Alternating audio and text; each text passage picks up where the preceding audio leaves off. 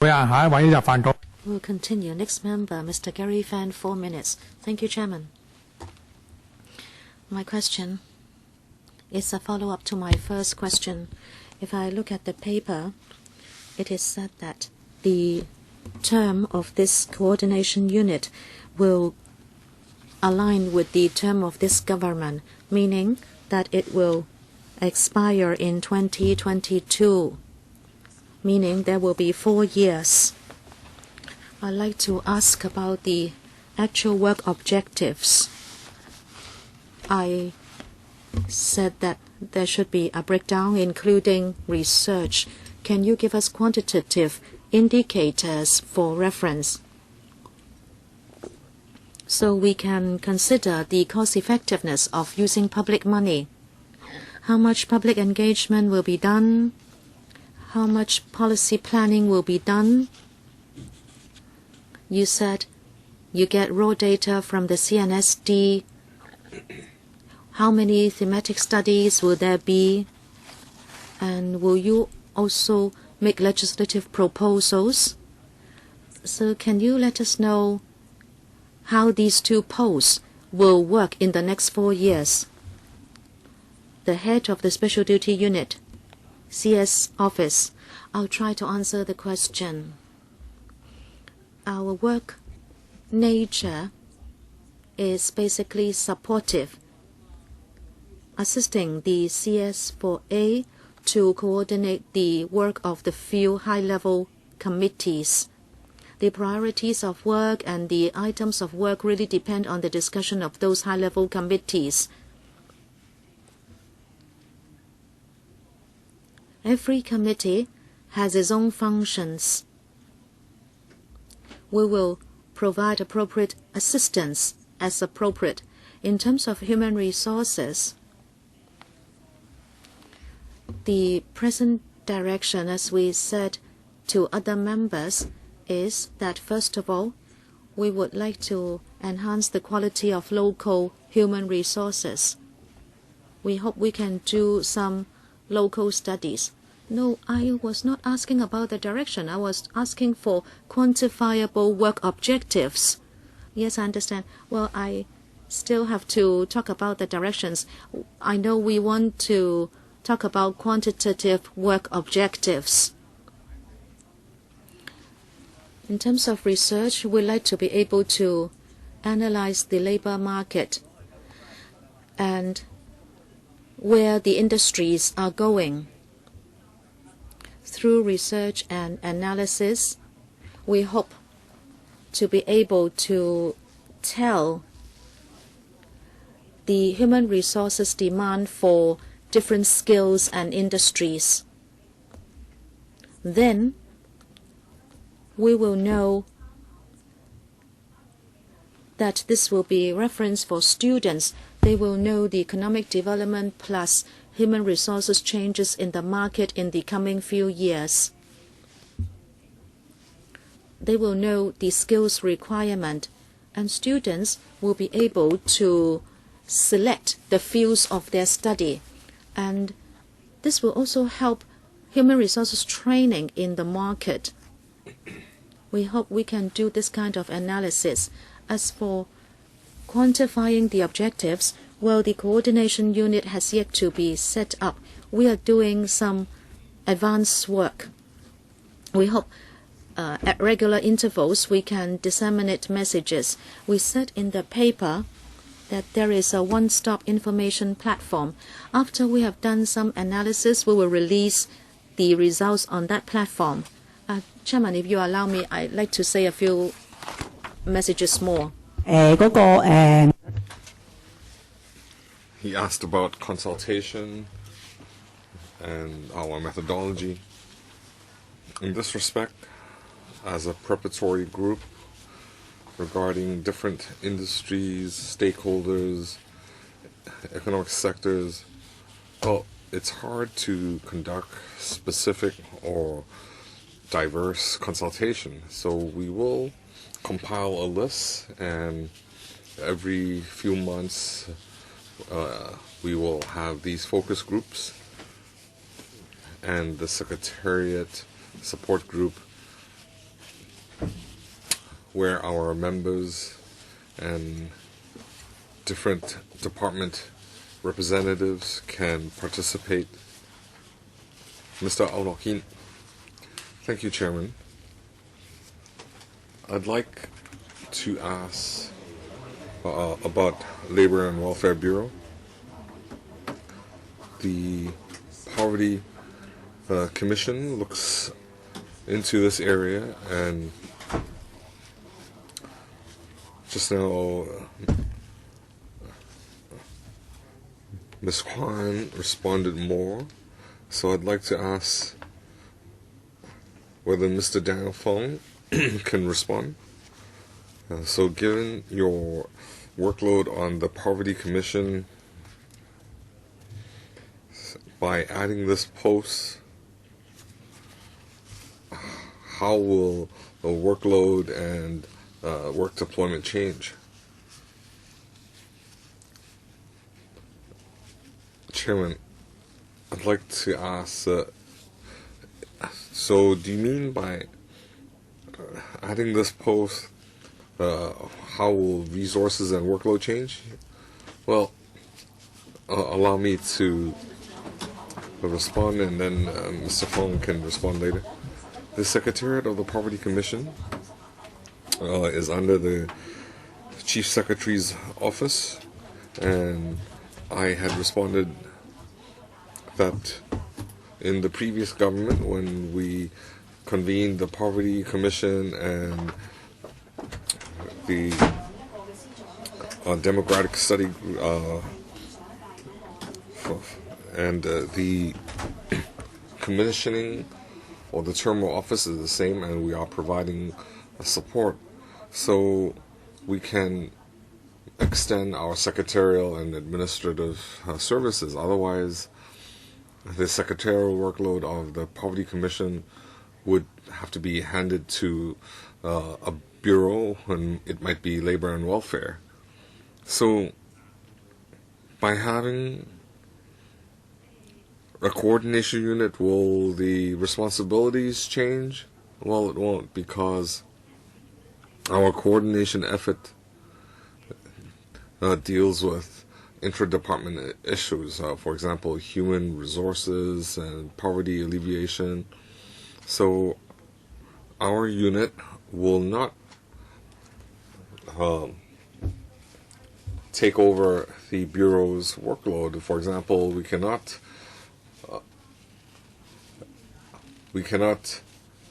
take over the legislative work. We will be supporting the different bureaus. We will serve as a communication unit, and we can have resource deployment and also prioritizing work. So we're not, by having the coordination unit, it doesn't mean that we can do away with other departments. Well, perhaps you could give us a written description. That's all I wish to ask. Mr. Ji Hoidek.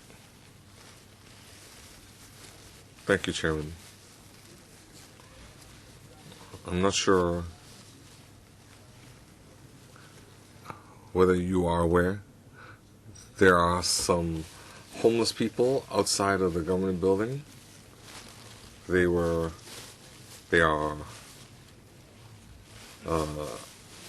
foreign workers from the mainland.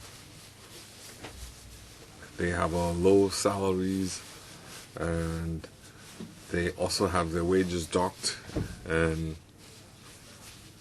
they also have to return a few $1,000s to the employer.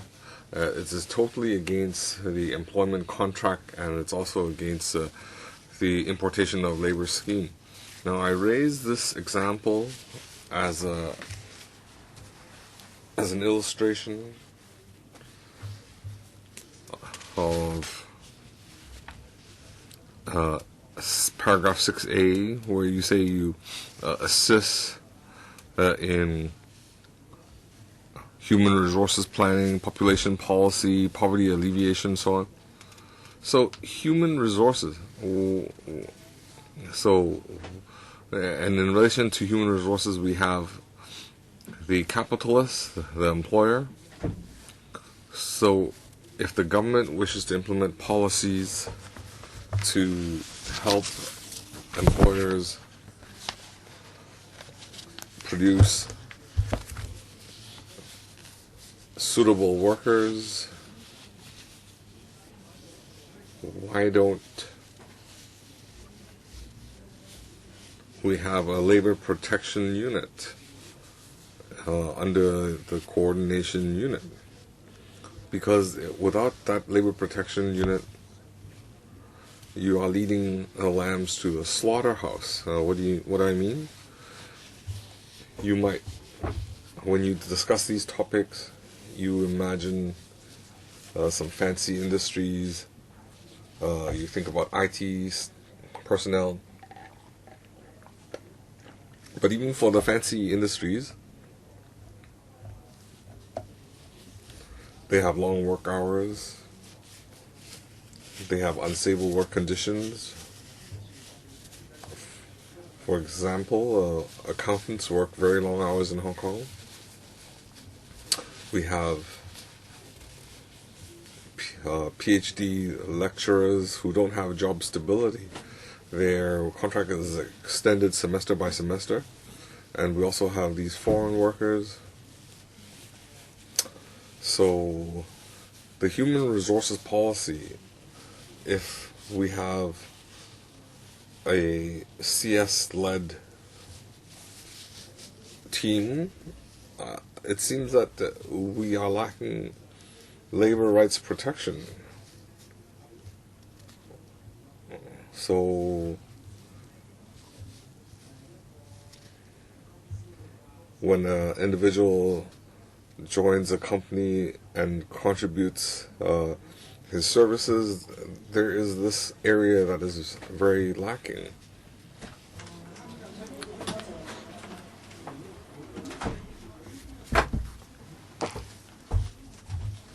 So my understanding of the problem,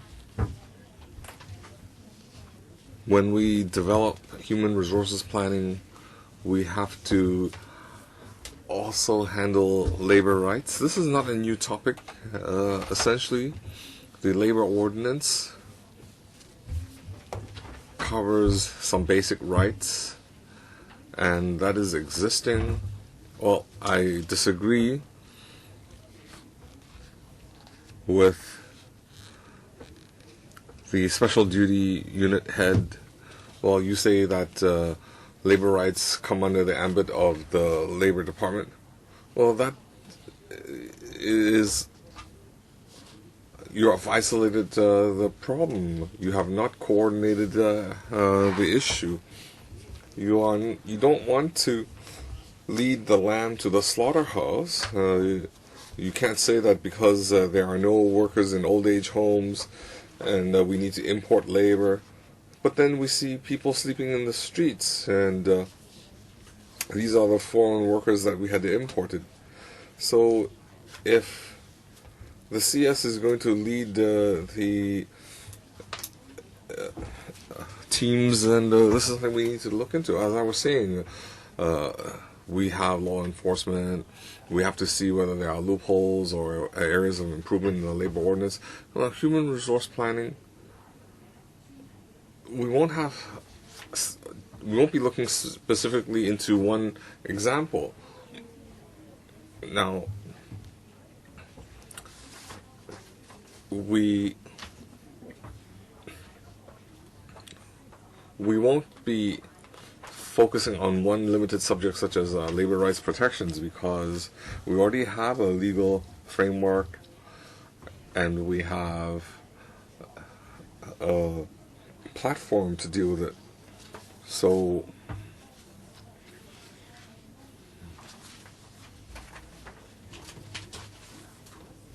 if it involves human resources such as how to develop a diverse economy, how to release a labor force, for example, paternal leave is one example.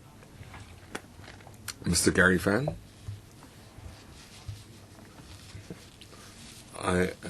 am concerned about human resource planning and demographics. These are two different areas, and the paper talks about new population. If you're not talking about importation of labor, then what are you talking about? It's a concern. But I'm more worried that about population policy. The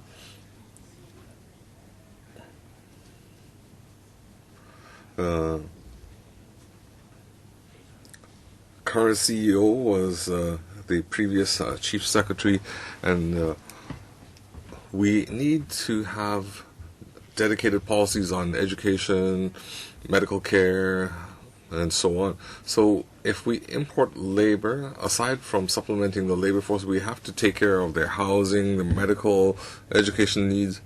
The government is working on land supply consultation, and they state clearly that by 2047, Hong Kong will have an extra 950,000, and the total population will be some 8.3 million. So we need an extra 1,200 square hectares of land. So I want to ask the Special Duty Unit head, do you have the raw data from census and statistics?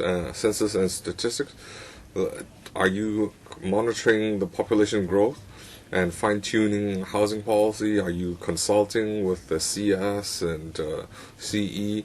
Can you monitor the policies? The CE said a month ago that she wants to de-link immigration, population, land supply. She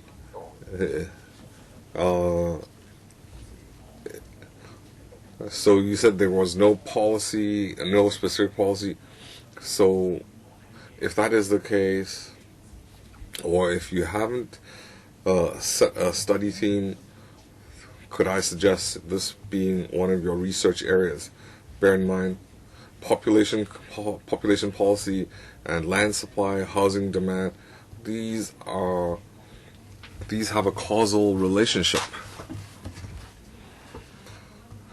Mr. Gary Fan has pointed out that land and other government services, we have to look into the objective facts. And when you talk about population policy, our population growth by 2047, that is objective analysis and forecasts done by Census and Statistics.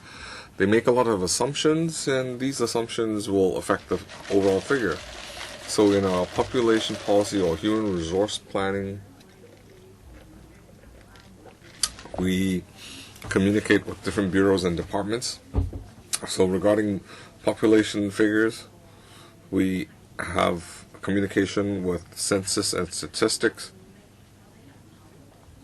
So the population figures, Census has to conduct analysis and provide their information to bureaus and departments for their planning. And in the CE's office, we continue this work. So after analysis and forecasting, when we come up with a figure, then our medical planning or land planning, the work will be followed up by the different bureau and their experts within. So given the population growth and how much land we need, so this is exactly what Lands Department, Housing Department will have to work on, given our population forecast. We will update this information. For example, whenever we have large-scale census exercises, we, for example, after the 2016 population census, we take note of the figures and conduct forecasting. And well, you only have 3 minutes and you have answered some 5 minutes. Otherwise, we cannot conduct our meeting, Mr. Aolo Kim. Just stick to the main salient points. I have 2 questions related to Labor and Welfare Department. So Human Resource Planning and the Poverty Commission, they need to monitor the Poverty Commission to promote social mobility for the young. We have a mentor program and so on. So according to the government website, we all have mentorship programs, scholarship, and the mentorship program promotes experience sharing, workshops where they help youth development. So according to that information, these 2 schemes are more vocation oriented and through elite programs and enterprise programs. Well, I know that the government talks about a diverse economy and participation. So what kind of individuals or enterprises have participated, and the industries, will they be limited in scope? Could you elaborate on the details? Thank you, Chairman. Mr. Ao talked about 2 mobility programs, and these were implemented and planned by our unit. So these 2 schemes are vocation oriented. This is correct, because we do want young people to gain exposure while they're still at school, and the industries are very diverse. So government departments or private enterprises are not limited to one field. So all the participating enterprises are listed in our website. Are you just limited to large enterprises?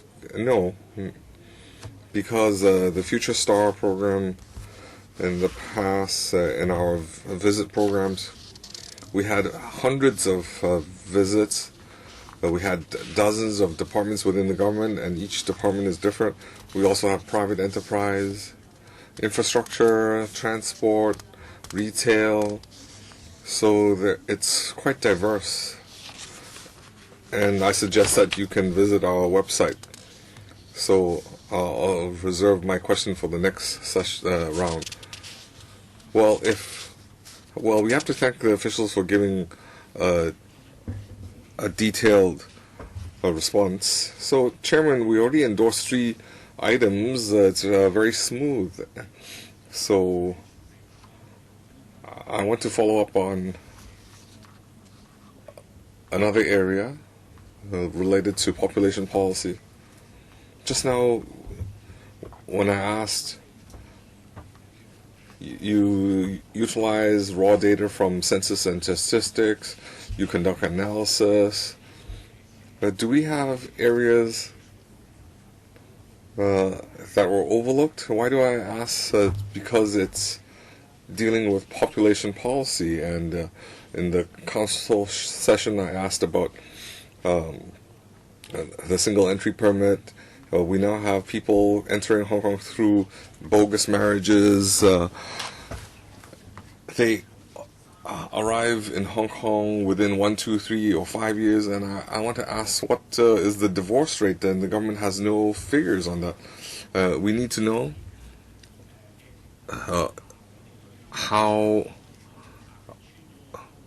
where we have a loophole regarding the single entry permit system, and we need to plug the loophole. And these new posts, can we consolidate that with the census and statistics, and you can provide some analysis, and we can have a grasp of these figures. Ms. Kwan, I think Gary Fan's question shows that I know you're concerned about the single entry permit, a one-way permit. The population census done every 5 years. actually covers an analysis of the overall population. And every time the survey is done, we would provide thematic reports. For people who have come from the mainland and not lived here for 7 years in Hong Kong, we do have thematic analysis on this particular group of residents. And the results are issued. And for people who have not lived here for 7 years, in our census done every 5 years, we do collect information about them. And the latest survey on how many people there are in Hong Kong who haven't lived here for 7 years and are treating Hong Kong as their home. Well, some of them have been divorced, and we do have the statistics on, this group of people. Let me remind members, Finance Committee has the rule of 5, 4, 3, 2, 1. 5 minutes will include question and answer.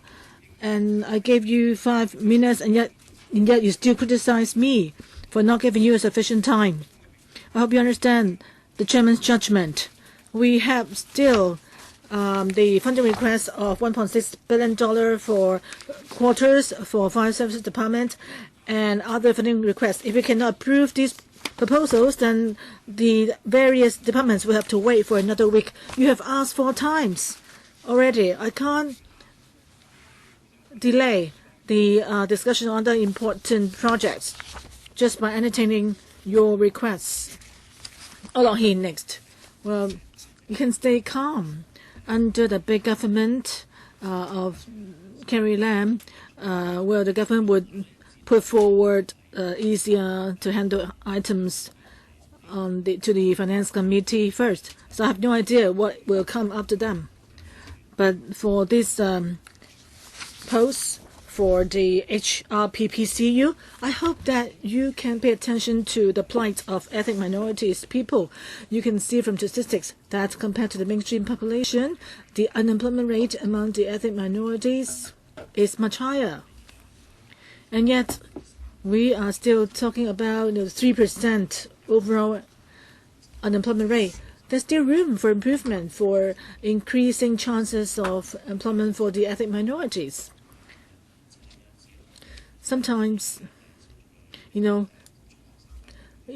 ethnic minorities who just graduated from school, they would talk to potential bosses and ask them the wage, and then the boss may answer 25,000 because the graduate was making reference to the salaries of the family members who might be working in construction sites. So we need to provide more employment support for the ethnic minorities. So would you follow up on the situation so the employment of ethnic minorities can be improved? Ms. Kwan? Thanks, Mr. Au. The Chief Secretary himself, under the Poverty Commission, is aware of the challenges facing ethnic minorities in relation to employment. All along, the Chief Secretary has been doing relevant work, and we will set up a high-level internal committee under the Commission to improve employment prospects for the ethnic minorities. We have reserved $500 million under the budget to help them. Gary Fan, 1 minute, question and answer. Thank you, Chairman. I was just trying to debate with you the time available, and you wouldn't allow that. I think that's problematic. But anyway, I know that you want to uphold your dignity. You think that, but please stop criticizing, otherwise you'll be wasting your time. Okay, Ms. Kwan. I think the Chairman didn't get it totally. I was telling you that for the creator posts, of course, actually, I hope that they would address the issue. But the question I was asking you was not about those who've lived here for 7 years. I was asking whether we can plug. I was talking about people who've lived here for 1 year, 3 years, or 5 years. The divorce rates of these people after they've come to Hong Kong from the mainland. And I hope that there could be statistics available on your part to help us gauge the extent of bogus marriages in Hong Kong. Next one, Eddie Chu. 4 minutes. simple question here. Paragraph 12 to paragraph 15 about population policy.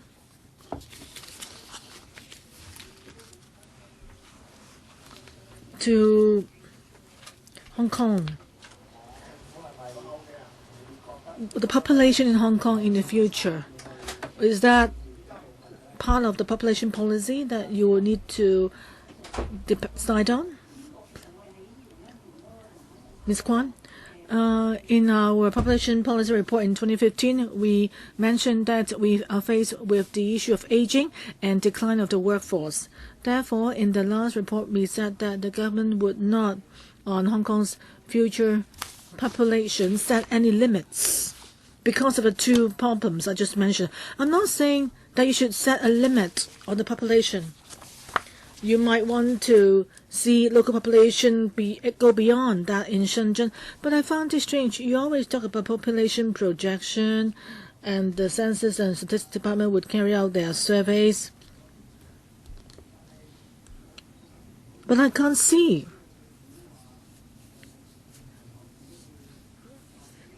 that is, well, I can't see how not setting limits and not actually setting any limits on the future population make up part of your population policy. You cannot be so vague on the macro trend. Ms. Kwan, I think in terms of population policy, we has not done any estimate for Hong Kong's future population. All our estimates are based on the current situation, our analysis and data collected. But we have not set any goal or target for our population. Please be reminded, this is the Finance Committee. Please focus your questions on finance-related issues. If you want to ask about policy issues, please save them for other panels. Pt2, what should I ask Ms. Kwan? How much money she's making? Please understand. Okay, if you want to ask about policy issues, she may not be able to answer you, so don't waste our time. She can, I think. She can answer me. I was asking her. She can only give you an overall picture. Please focus. Please stay focused. My progress is really slow today. I have nothing to add. If you said that, Chairman, I feel that a responsible government, look at overseas countries. They would have, whether it's for country or region, they will have a projection. They will know how many people they are expecting to accommodate in the light of natural resources, economic development, or the demands for manpower in the economy, or in light of the social issues like distribution of people of different ages and so forth. But in Hong Kong, we kept asking the question, we kept raising the issue of aging, for example, and that by 2060 something, 1/3 of the population will be aged over 60. But when it comes to specifics, we don't know the answers. I'll allow him 1 minute. So, Chairman, you can relax. We have passed a lot of items. Well, I don't think we have passed many. All these items were discussed at establishment or PWSC. I've been lenient. If you keep asking, you are forcing the chairman to strictly abide by the rules of procedures. I tried to give you room, give you a few more minutes, but you never appreciated it. I did appreciate it. So please, don't waste any more time.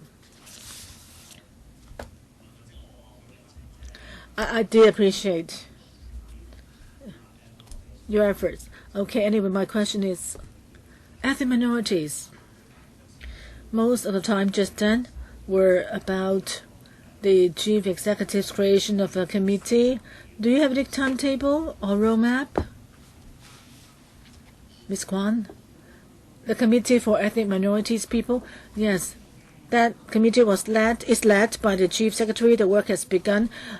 On the committee, we have arranged meetings with various ethnic minorities groups, concerned groups even service providers. We've taken on board their views. After we've consolidated their views, we will brief LegCo on what we found. How about support for employment? We haven't got any concrete measures that we can announce now. Next one, Gary Fan. Ms. Kwan, I just used up my time to ask questions. Can you answer my question I just raised now? That is on the one-way permit, right? Yes. Can you give us in writing? Yes, I can give you in writing the census done every 5 years, the element or the section on people who have come to Hong Kong or lived in Hong Kong for under 7 years. They are public information. I can provide them to you. But as for more detailed analysis or breakdowns, I cannot have them. I don't have them available with me. So can you actually try to create a more detailed breakdown? I think actually that's part of security. So we want to focus on poverty, alleviating poverty. As for how people ended up being divorced, I think that would be beyond our scope of concern. Okay, Gary Fan, please continue. I wanted to know, as out of hindsight, every country they would have a upper ceiling for the population they can have. Like Japan is an aging society, but they will not keep having an open policy for immigration. So your study, would you do it in a horizontal way that is, adopt a horizontal approach to look at or to decide on some proposals by making reference to overseas and trying to formulate a population and human resources policy proposals? Can that be part of a thematic study by you? I think in studying the population, we've always made reference to measures overseas. Like, for example, importing talents or labor from overseas. We did address that issue or look into that issue. Okay, members, if you have no other questions, I will now put FCR 2018-19-26 to a vote. Okay, please, you want to claim a division? Please ring the bell.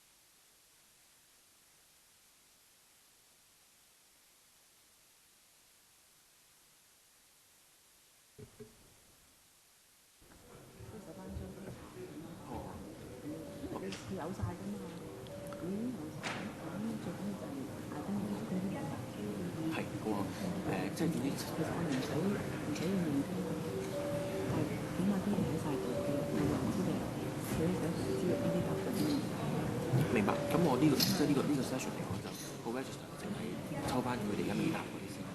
咁未來其實可以做到佢哋好順手就整個 register 就下 session 開始就可以睇靚仔仔。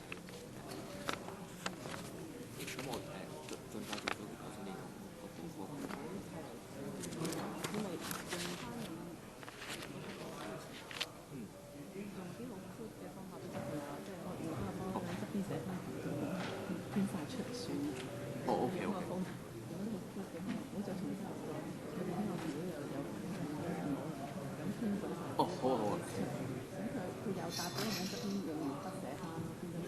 好啊，冇問題。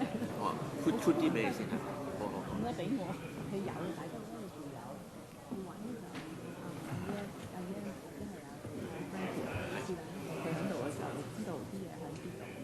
係，好，得冇問題。put 得㗎啦，唔使嘥。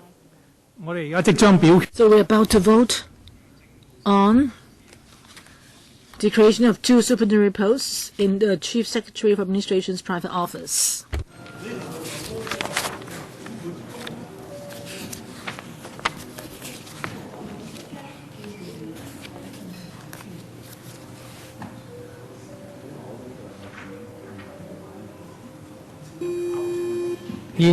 So it's now time to vote.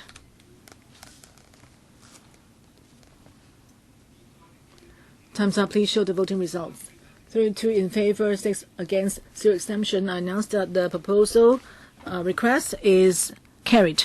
So now let's move on to EZ 2018-19 2, paper 2, the creation of 3 permanent posts of 2 principal transport officer and 1 chief engineer in the transport department to spearhead the planning, development, regulation, monitoring and upgrading of the existing ferry and paratransit services, the monitoring and planning of public transport services in the new territories, and the formulation of smart mobility development strategy and its implementation. So members have asked for division. Actually, establishment of committee spent 1 hour and 16 minutes on this request. So with us today to answer questions are Ms. Crystal Yip Sin Ching, Principal Assistant Secretary for Transport and Housing. So the first member with questions is Gloria Fan, 5 minutes, question and answer.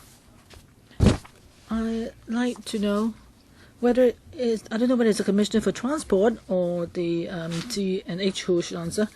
The 3 posts created, including the Chief Engineer for the formation of smart mobility development strategy.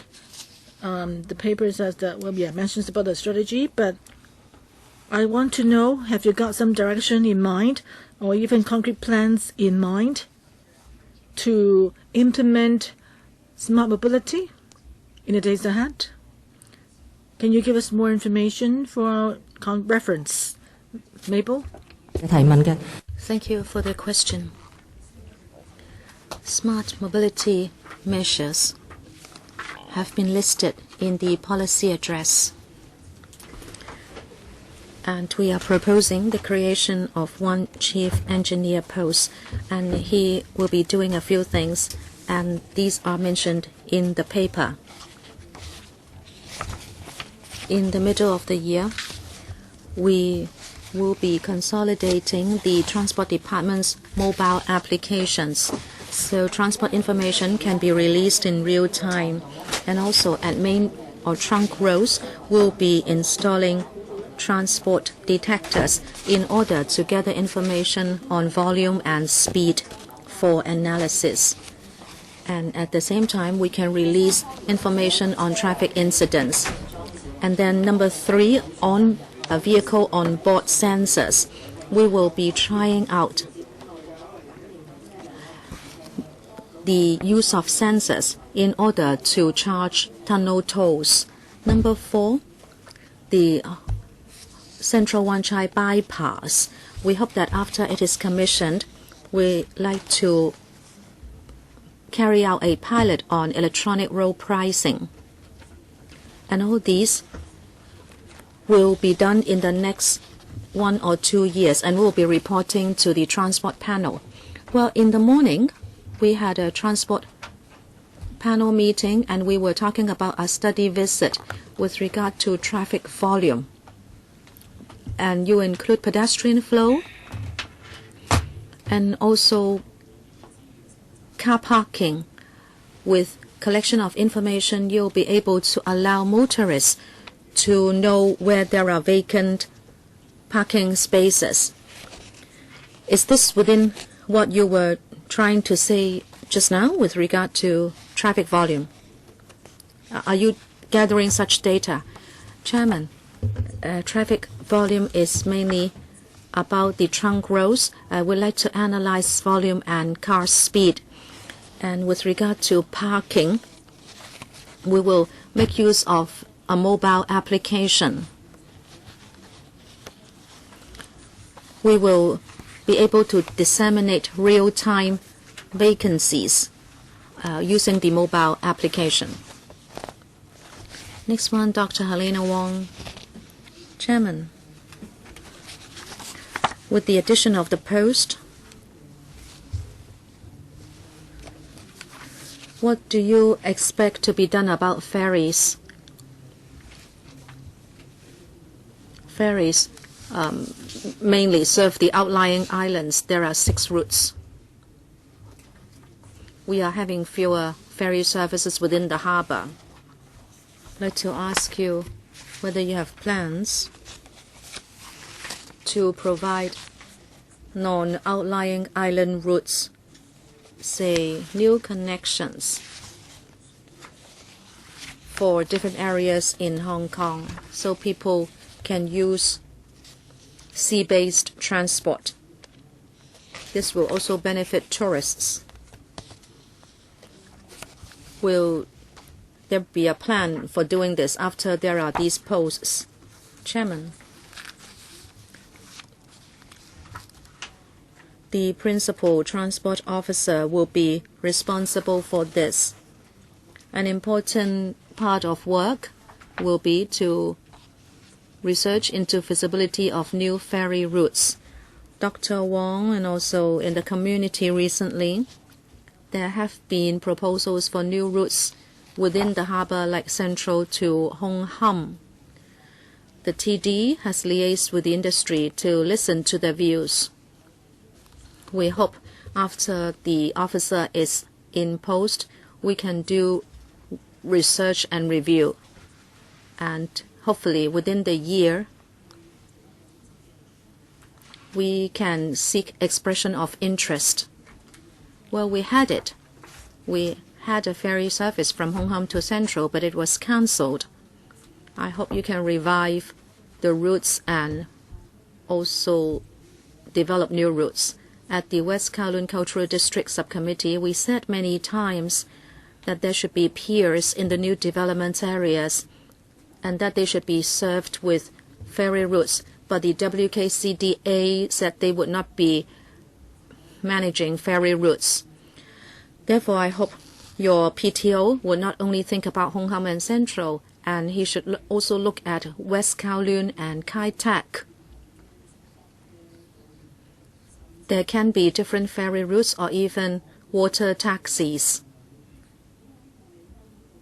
After you have got this post, I hope he will not just look at taxis but also ferries and the development of new piers and new ferry routes.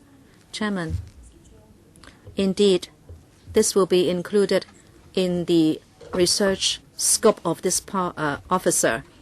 That is new in-harbour routes and also piers. Next, Mr. Au Nok Hin. Thank you, Chairman. First question.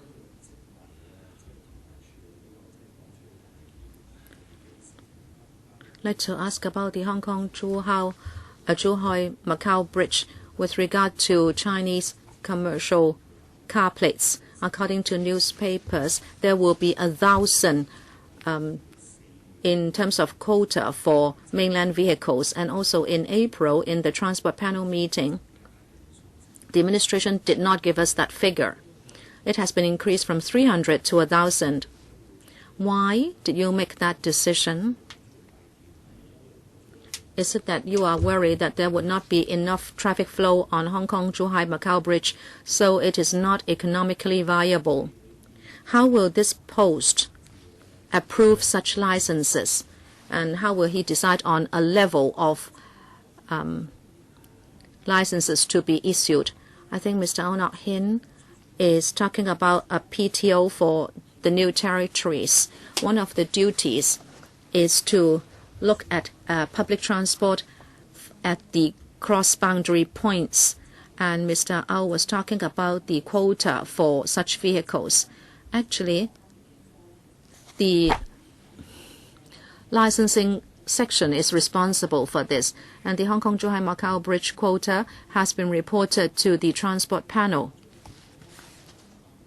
Hong Kong-Zhuhai-Macau Bridge is an infrastructural project facilitating travel between mainland and Hong Kong. We understand the industry would like to see such facilitation.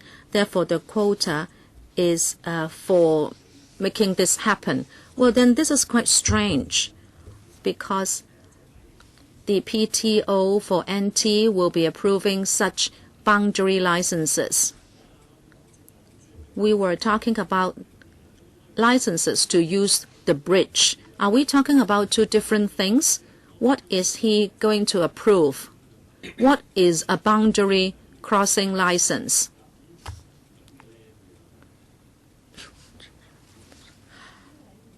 Director or Commissioner, the PTO NT will be responsible for public transport services at the cross-boundary points, including buses. As for cross-boundary private car licenses, that will be the responsibility of the licensing section of the TD. There are closed road permits, say, for example, for Lantau. That would be the responsibility of our NT colleagues. In other words, you talked about cross-boundary buses, and you said Lantau is included, but not the Hong Kong-Zhuhai-Macau Bridge. That's the division. Yes, thank you. And I'd like to reiterate, and this doesn't have to do with the NT, and I'm talking about the ferry services. At the Manpower Panel, I said that the so-called ferry policy is not satisfactory. First, in the NT, we have the rural minor works project for the building of piers, but this is not available in the urban area. We said to the TD in the past that, for example, we need a pier at a certain place, and then you would just say, unless there is a public transport need. But sometimes it is not really public transport. There may be fishing boats or pleasure boats, and they still have that need. At present, they do not have proper piers to use. I hope you can take care of this. Commissioner, Mr. Au said at District Council and the Establishment Subcommittee similar things, and we understand it. Now, if it is a ferry pier, the TD will coordinate. And the new post, if members will approve it, the PTO will coordinate and promote pier improvement works. As for public piers, it is the responsibility of the CEDD. However, the TD will also play an active part.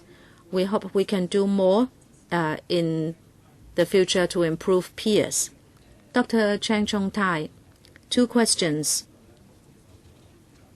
I can see that the PTO will be for NT, and there will be NT1 and NT2. I'd like to asked about non-franchised buses or residential coach service. In the paper, it is said that the new post will allow a better division of labor. It will coordinate and monitor non-franchised buses. However, it seems there are differences between the two posts. I am particularly concerned about this because, especially in NT West, there are major residential estates and residents who are complaining that suddenly the TD has cancelled or adjusted the routes of non-franchised buses. Say, for example, Kingswood Villas, Tai Hing, Leung King, Shan King. Residents do depend on these residential coach services. If you have this new post,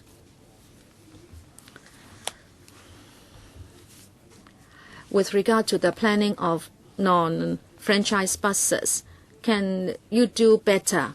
Very often, residents will know it only when the routes are cancelled, and they want to ask, how do you coordinate these non-franchise buses? What criteria do you apply?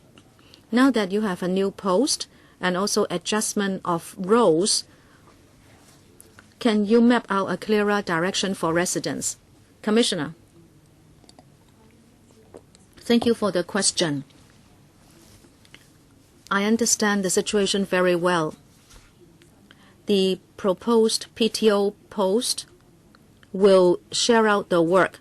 Right now, we have only one PTO coordinating the 9 areas in the NT. He looks at public transport and other transport infrastructure. If we have the new post,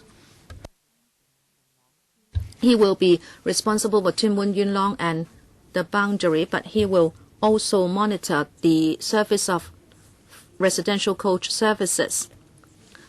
Recently, the TD and the industry are discussing how we can better coordinate the residential coach services in the NT.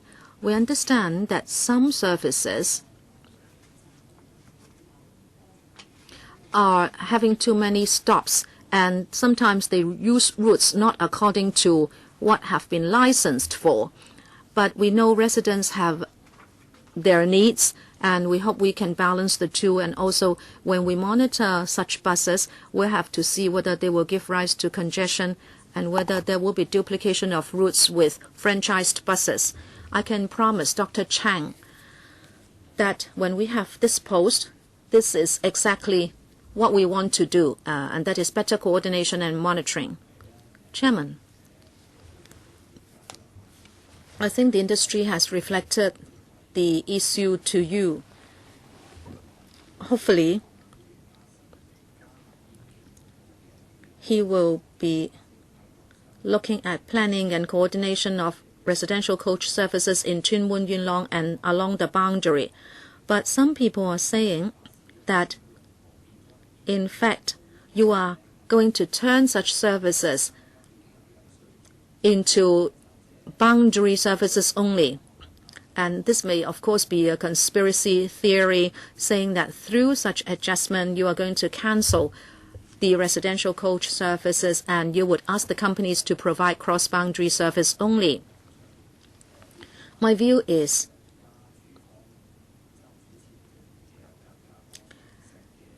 you might need to issue clearer policies and guidelines making use of this occasion, so operators and residents will know when the routes will be realigned and how residents can make use of a regular liaison mechanism to communicate with you. Commissioner,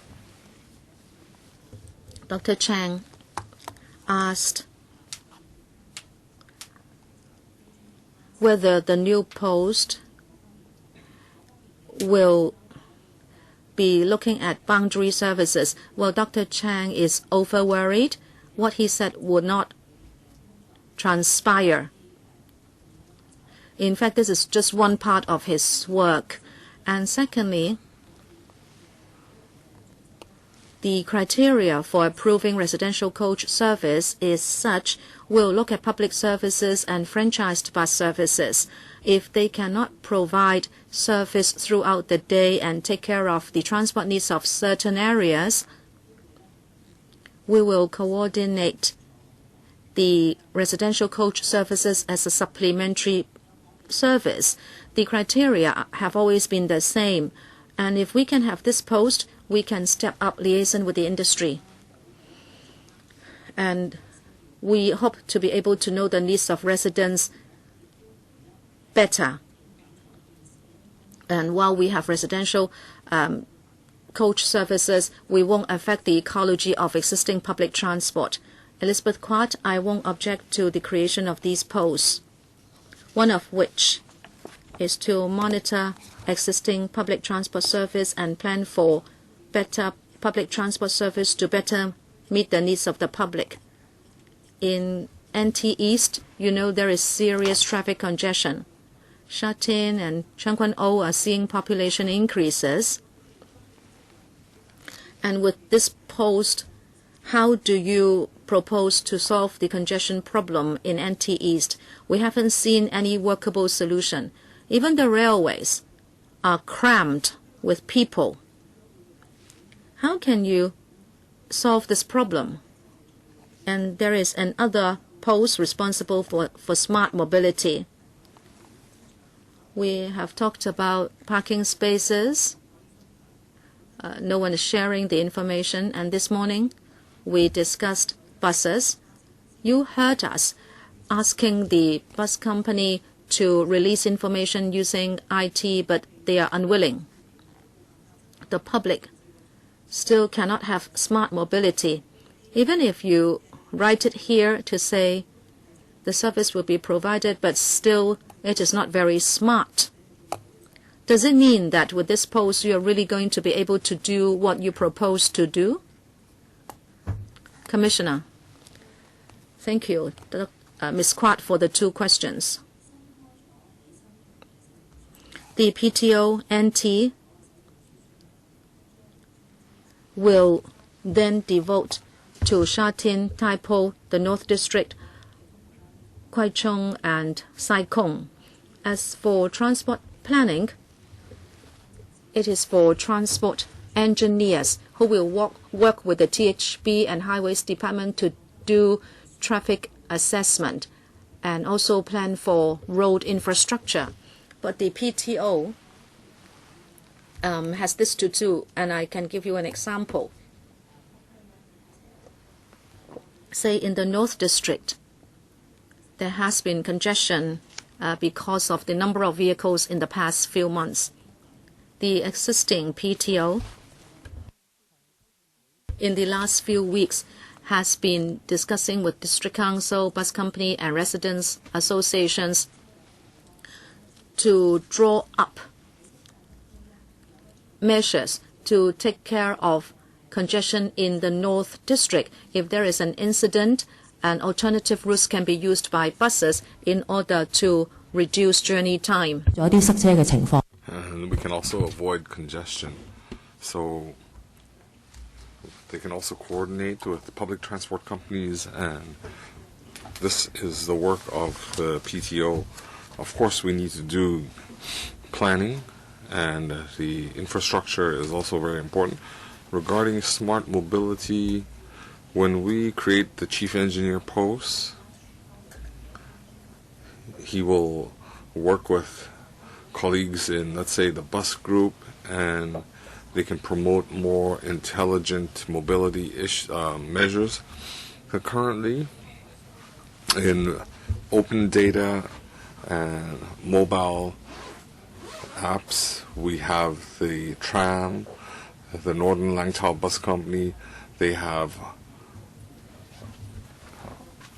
provided their data for publishing on the government website.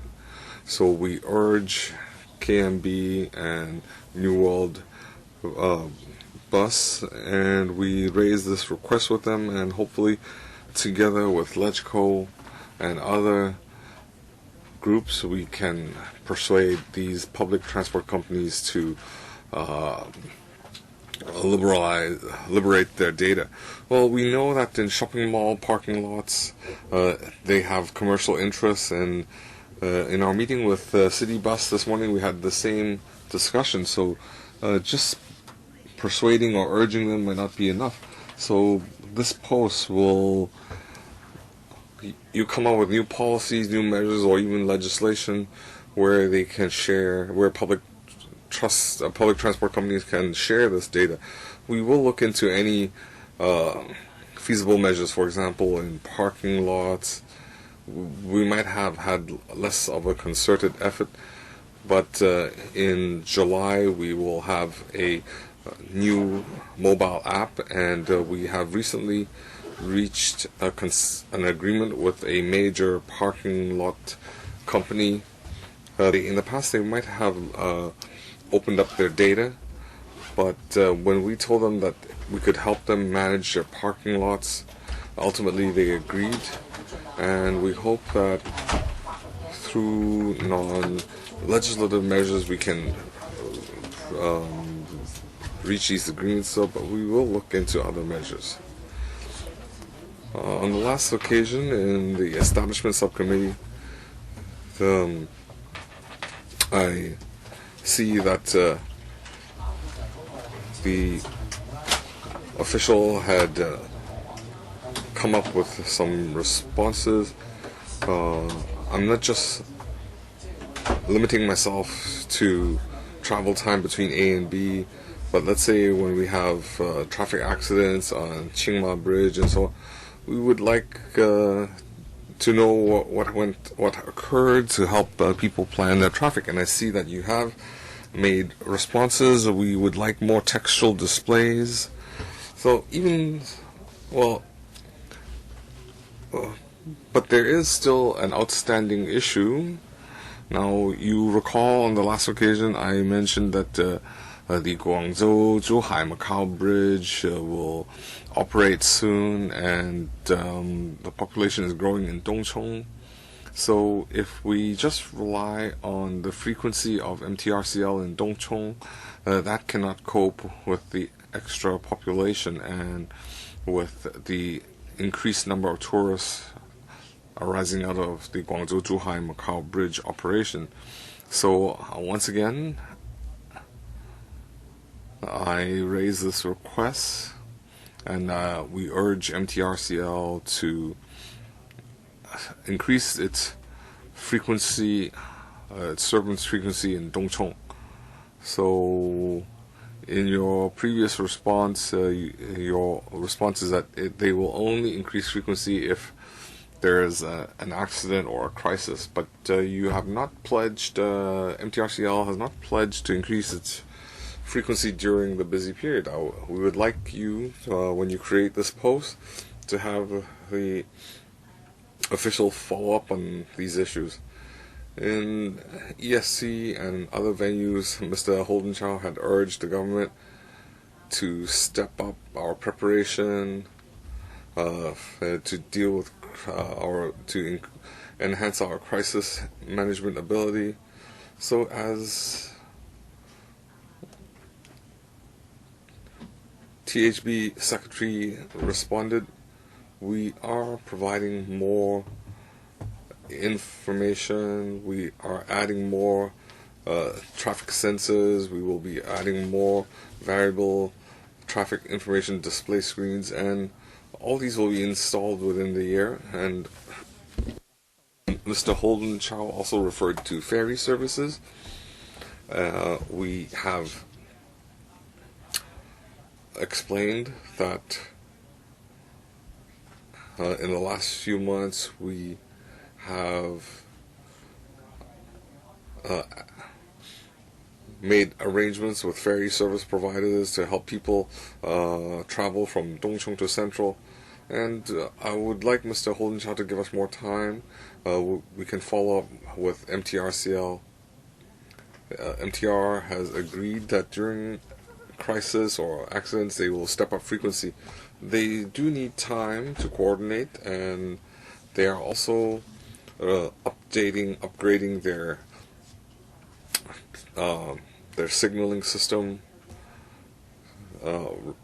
Mr. Holden Chow asked whether the regular service frequency can be increased. We promise we will follow up and negotiate with MTRCL.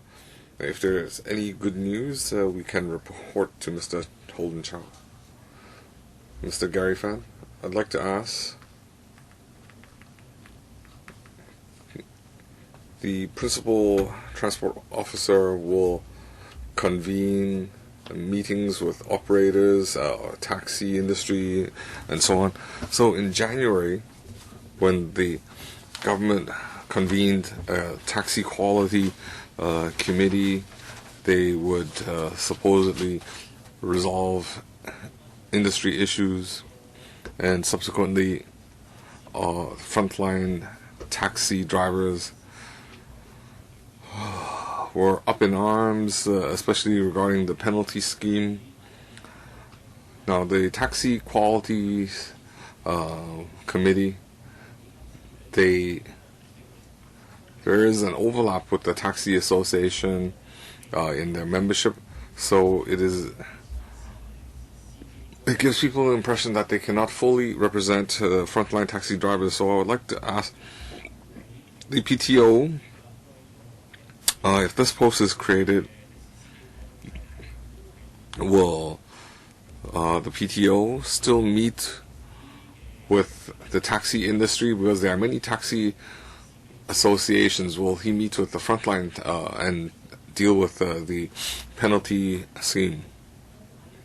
The Taxi Quality Committee is chaired by myself, and the composition of the committee, we wish to have taxi owners, drivers, and different business association participate. Regarding the penalty scheme, we will report and consult with transport panels. So the PTO post has not been created, but we are already deploying staff to help me chair this meeting. And of course, in the future, if we have a PTO, a director level colleague, they can better lead the team and liaise with the different taxi industry members. But I can tell members, my colleagues and the business associations have regular formal and informal meetings, but if we have a directorate level colleague, we can have more strategic discussions and explanations, so that when it arrives at LegCo for discussion, it can better reflect the industry views. Mr. Aulakin.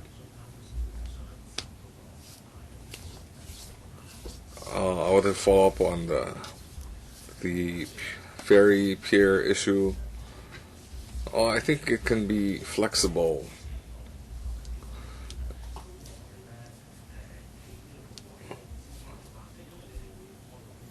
You are seeking funding for a chief engineer post.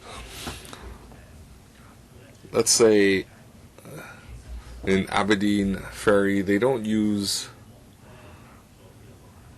permanent piers, they just use mobile structures. So the government's definition of a pier could be more flexible. Let's say if an operator or even the government has, let's say, identified some areas, maybe even a buoy, could you use different methods and allow these piers to operate? You can choose to respond, but this round I would like to ask the following question. So the creation of chief engineer posts will deal with road safety and standards. Why do I focus on this?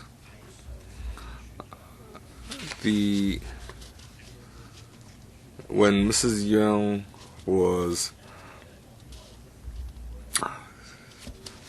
the official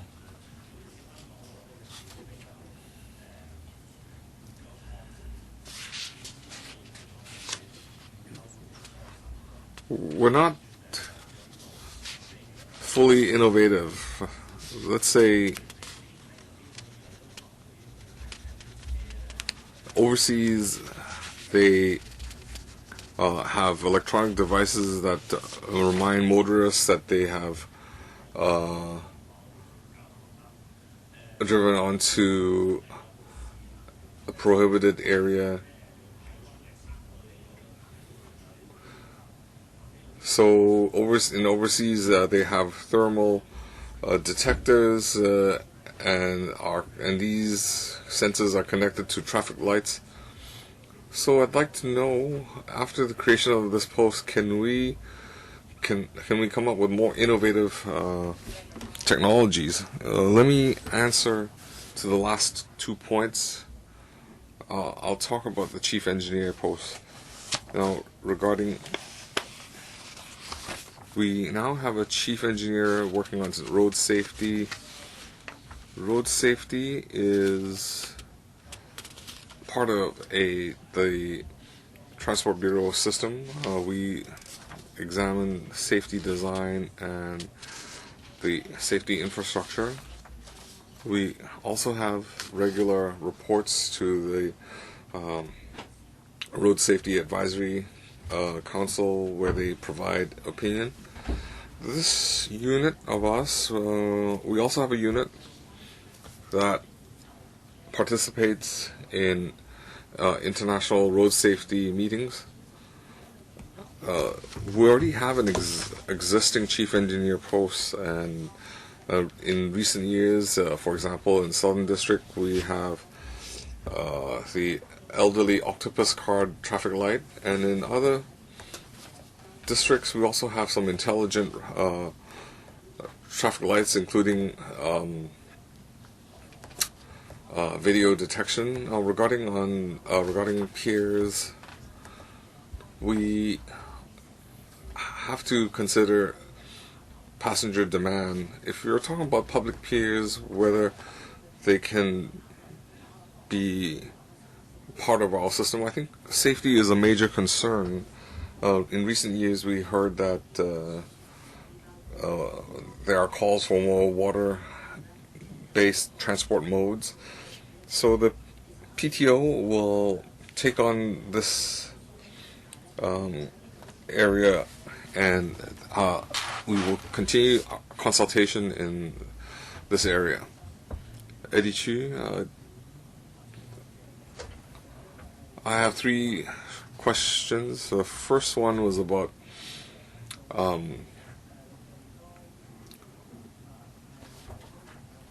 community bus services.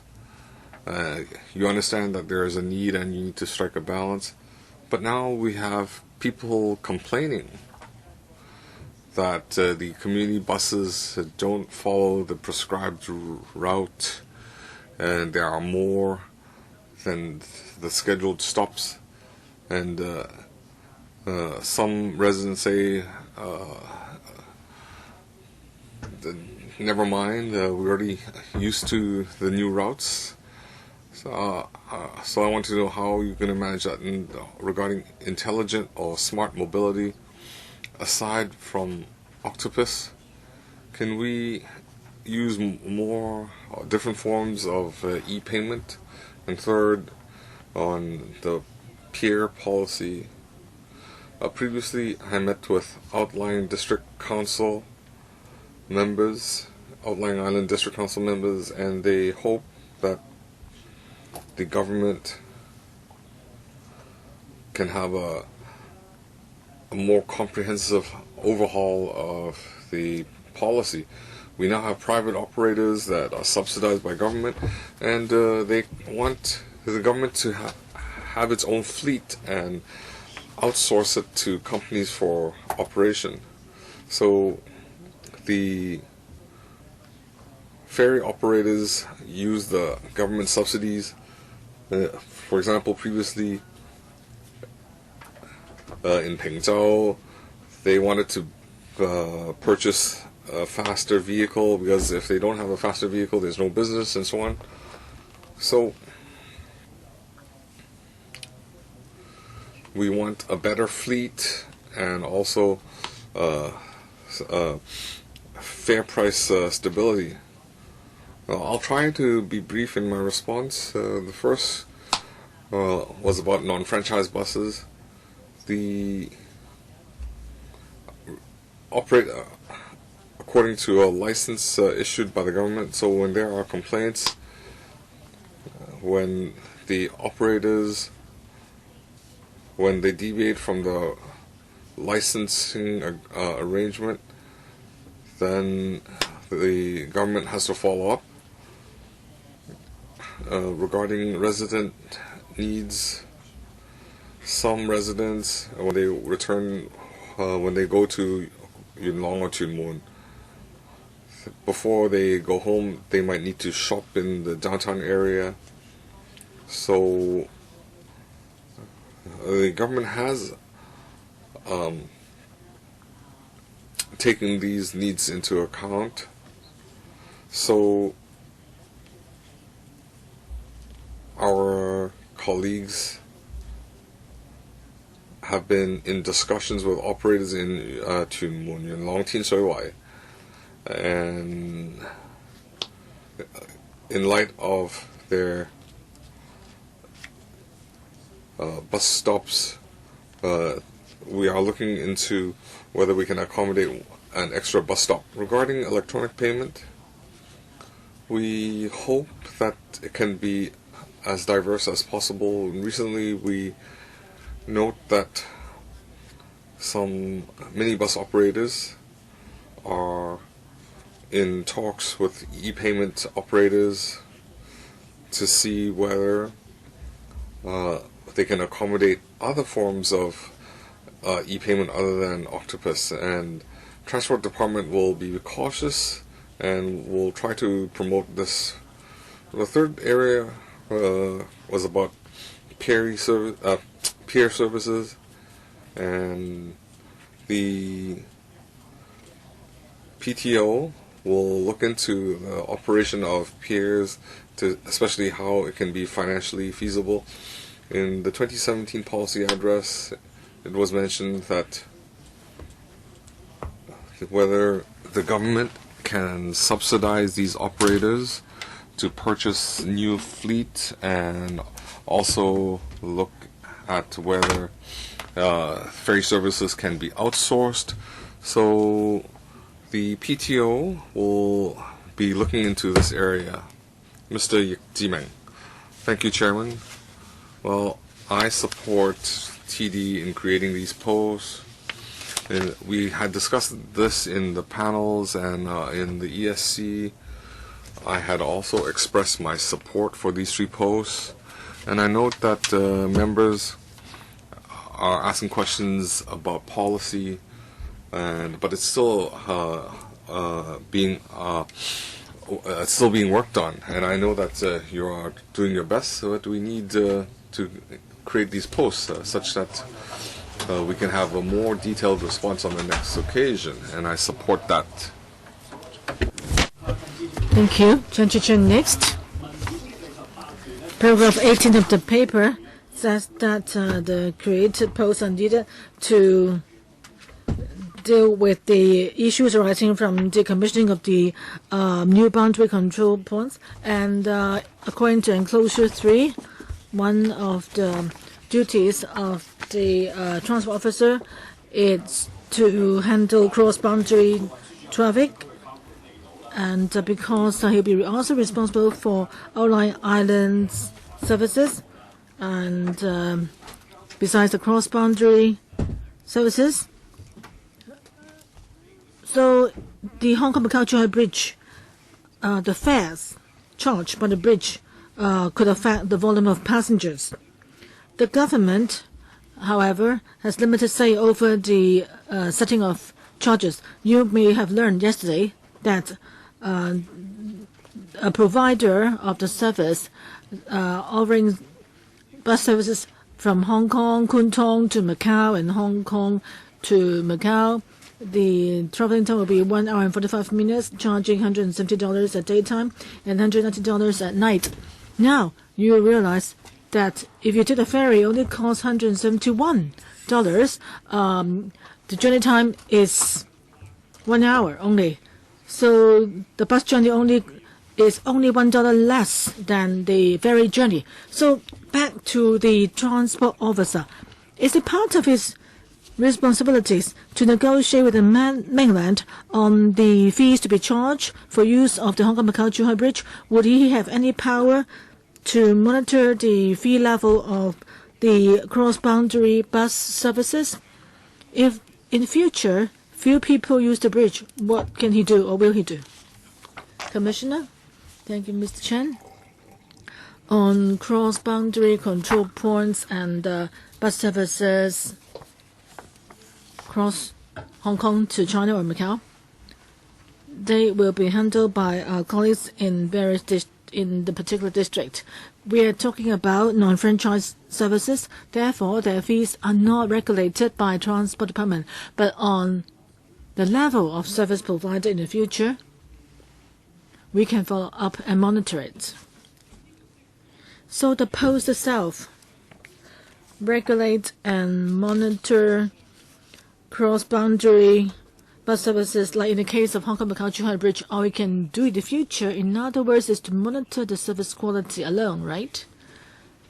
So the usage rate of the Hong Kong-Macau-Zhuhai Bridge, then if a few people use the bridge, then can this person holding the post make any proposals or ways to improve the passenger volume?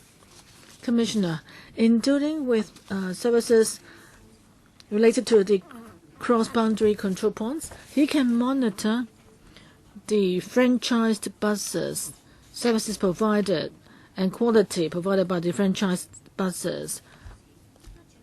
For mini buses and franchise buses fees, they are monitored and regulated by the Transport Department. But the fees of non-franchise buses are not supposed to be regulated by us. But I think the usage of the Hong Kong-Macau-Zhuhai Bridge will be closely monitored by the government, mainly with the goal to meet the transport needs of the public. And then we also review whether there's a need to make any adjustments to the service. My question was regarding this post, the duties and powers of the person holding this post. Of course, the bureau and the department could try to improve the usage of the bridge, but my concern was more about the duties of this post.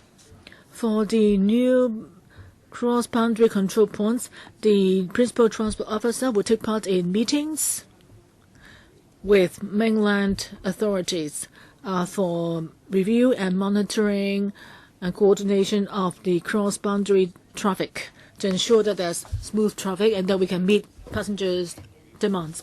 So how about the fees of the bridge and external review? Would that be part of the work of this PTO? No, it's not part of his work. Okay, next one, Jeremy Tam. First of all, I support the creation of the 3 permanent posts. Some views here. Firstly, about marine traffic, how we can increase it.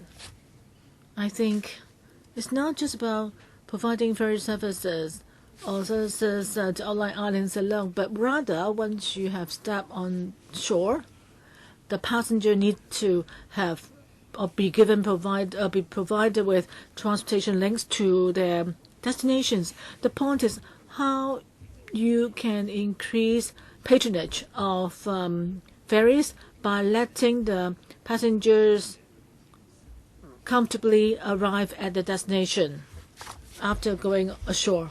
Say in Kwun Tong Pier, nothing there.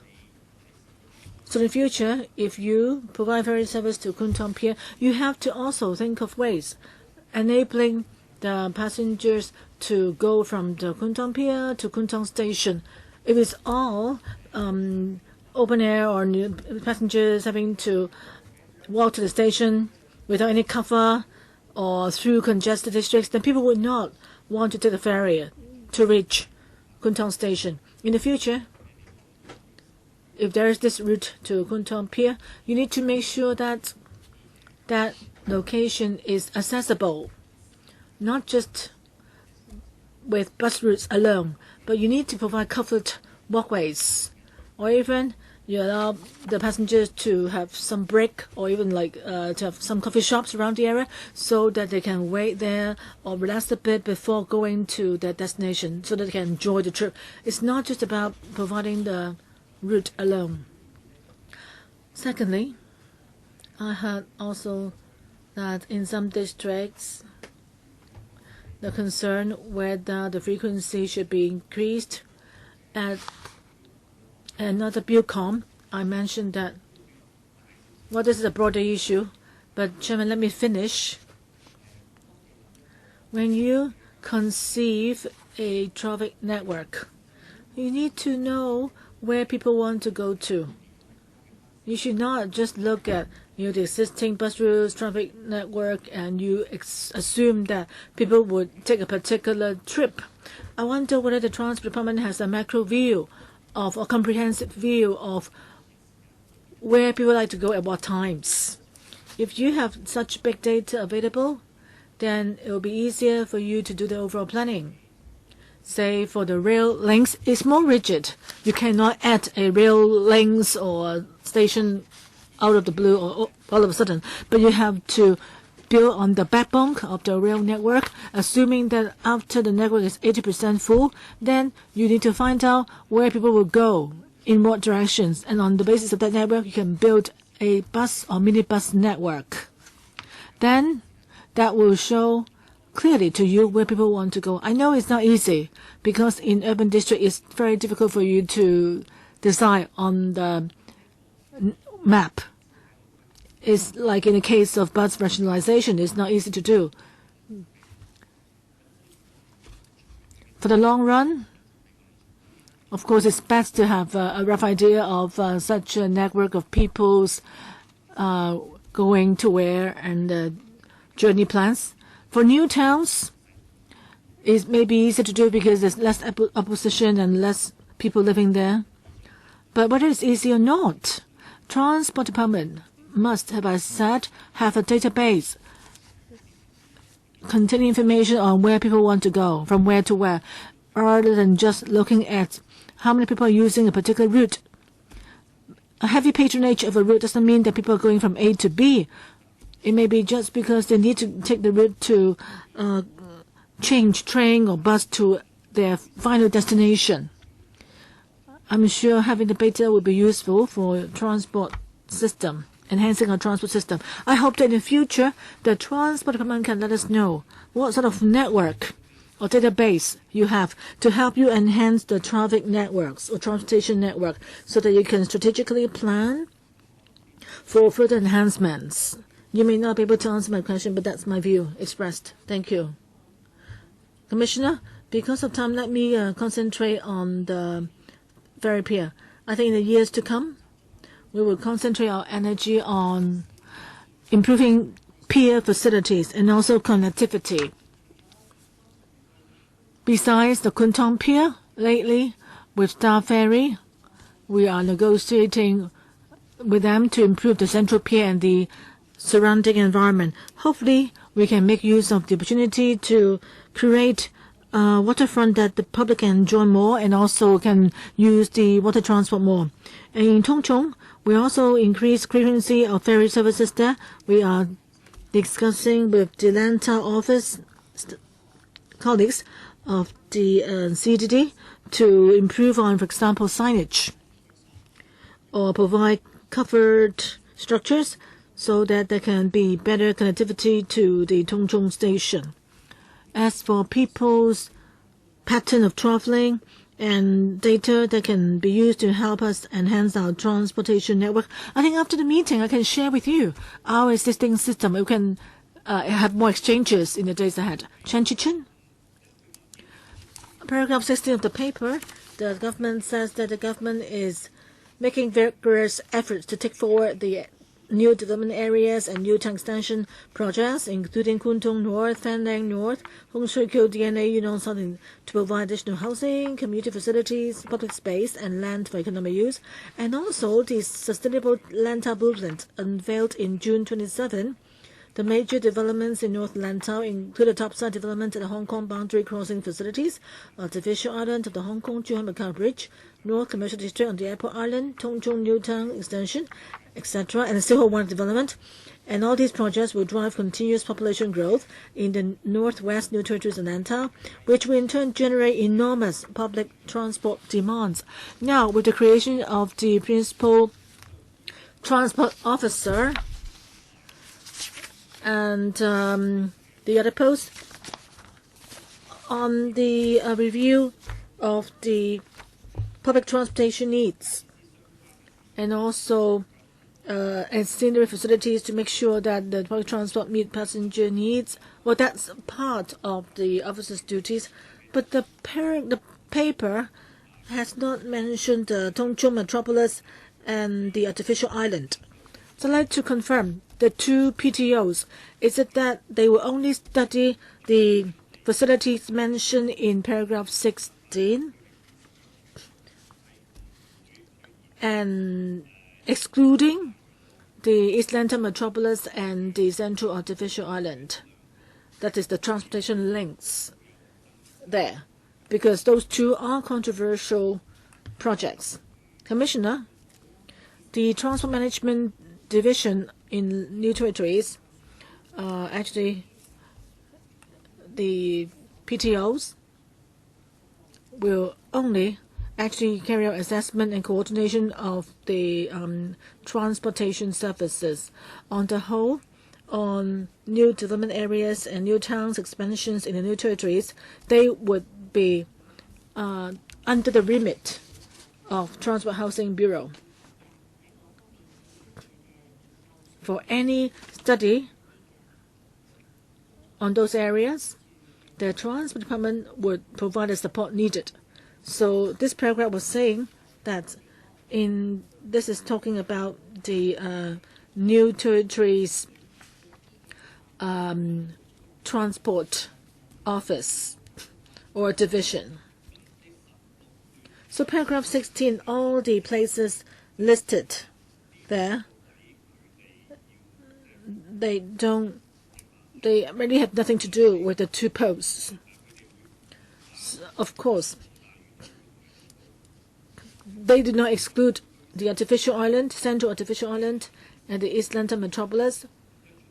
Or is it that the PTO's concern would only act on studying the transport needs upon request, only upon request by the government? For any work in relation to new development areas, the Transport Department's New Territories Transport Management Division, they will, at different stages of planning, collect opinions and also provide the coordination needed. So can you tell me right now, the two posts concerned, that is right now, they will not carry out any traffic arrangement study for the artificial island and the East Lantau Metropolis?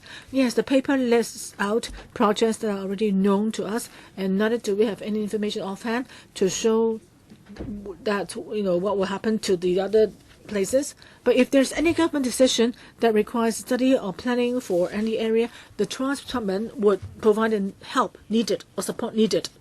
Gary Fan, Commissioner, I'm pleased to hear from you your point about the demerit systems for taxi drivers. That is, the PTOs will join meetings with the taxi trade. I'm concerned, however, about the Chief Transport Officer related to ferry service and paratransit. So is it that in the future you yourself will follow up on, where rather than the newly created PTO, you will, I know you'll be the main person liaising with the taxi trade, I remember in the past, several taxi associations came up to express their views. There are so many members in the trade commission. I'd like to know that is it that the PTO will not need to assist you in throwing up on the consultation regarding the demerit system for taxi drivers? You yourself will handle that. Is that right? Or will the PTO share part of your work in that regard? Commissioner, I personally chair the meetings of the Committee of Quality Service of the Taxi Trade. The committee began its work in January, and I've chaired several meetings. The PTO, in being responsible for ferry and para-transit services, they will provide the support needed for that trade. All the communication with the sector will continue, but as mentioned in the paper, as we try to improve and enhance the quality of taxi service, we have several concrete measures. Besides the demerit system, we are going to enhance and provide training for taxi drivers, and also we would issue some working guidelines for the trade and other concrete measures in the pipeline. I hope that they will be launched in the months ahead. So that would also be part of the work of the PTO. I hope that the PTO can be in touch with more frontline taxi drivers. The more the better, because we don't want to see all the taxi drivers bearing with or putting up with the blame for actually that are caused by some scapegoats or some bad elements. Okay, with there's no questions, I will now put this paper, EC 2018-19, to a vote. Okay, we claim a division, so the bell will ring for 5 minutes. We have to extend the meeting for 15 minutes.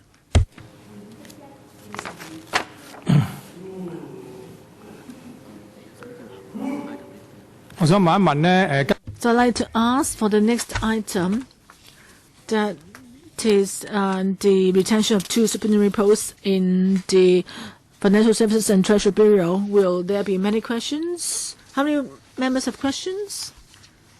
Do you have a lot to ask? You don't need to extend a meeting by 15 minutes. You may just extend a meeting by 5 minutes so that we can vote on the other item, and then more members can ask questions for the next item next time. Well, doesn't matter. I think 15 minutes is fine. I just don't want to keep the officials waiting. I suggest that he should leave earlier.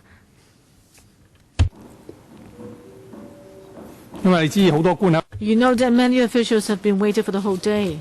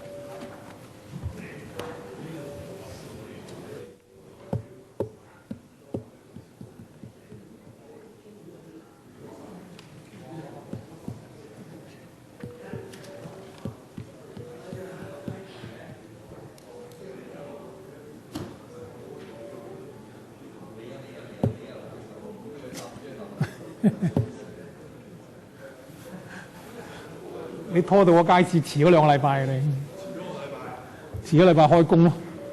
你等我2次啊嘛，咪即係遲咗2個禮拜。你抽出嚟啊嘛。唔係你，因為你上面講得耐，你如果唔係，因為你抽已經過咗啦嘛，舉手啊本來。唔係我information， 因為你絕對有咁嘅權啊嘛，因為係個問題。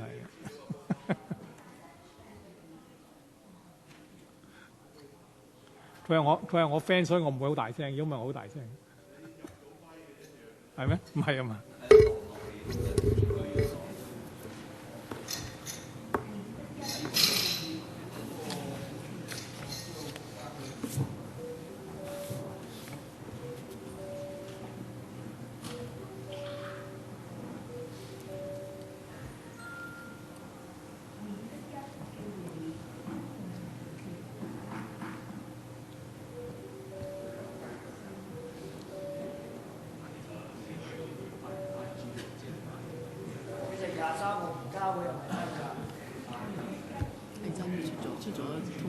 出咗啦，出個通告。我仲有9次啊，原來仲有好多事，好多機會討論。不過你都唔盡量唔好盡量精簡啦，因為都係好多項目排隊嘅，大佬。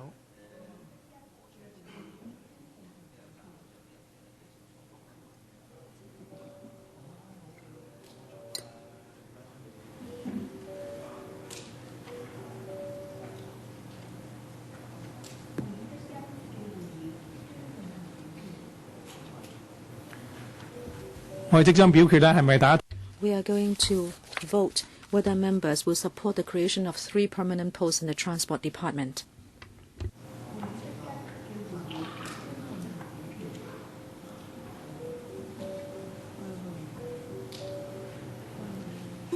好啦，現在請大家 Members, please proceed to vote.